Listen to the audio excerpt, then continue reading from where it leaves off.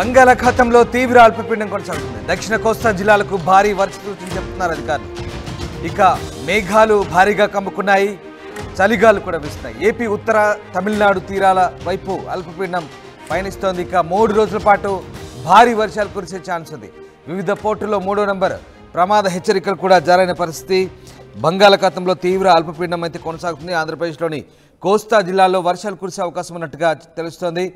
ఆంధ్రప్రదేశ్ ఉత్తర తమిళనాడు తీరాల వైపు అల్పపీడనం ప్రయాణిస్తుంది.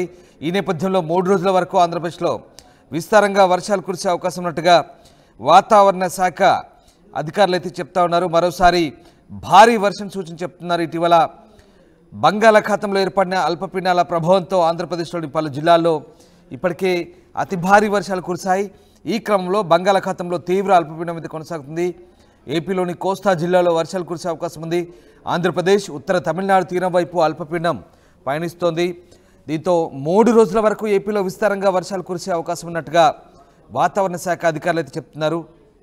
ఈ నేపథ్యంలో ఇవాళ అంటే మంగళవారం శ్రీకాకుళం, విజయనగరం, పార్వతీపురం, మన్యం, అలాగే అల్లూరి సీతారామరాజు, విశాఖపట్నం, అనకాపల్లి, కాకినాడ, డాక్టర్ బిఆర్ అంబేద్కర్ కోనసీమ, తూర్పుగోదావరి, పశ్చిమ గోదావరి, కృష్ణా, ఎన్టీఆర్, బాపట్ల, పల్నాడులో వర్షాలు పడే ఛాన్స్ ఉన్నట్టుగా చెప్తున్నారు. ఇక రేపు అంటే బుధవారం పల్నాడు, ప్రకాశం, పొట్టి శ్రీరాములు, నెల్లూరు, అలాగే తిరుపతి జిల్లాలో భారీ నుంచి అతి భారీ వర్షాలు పడే ఛాన్స్ ఉన్నట్టుగా వాతావరణ శాఖ చెప్తోంది.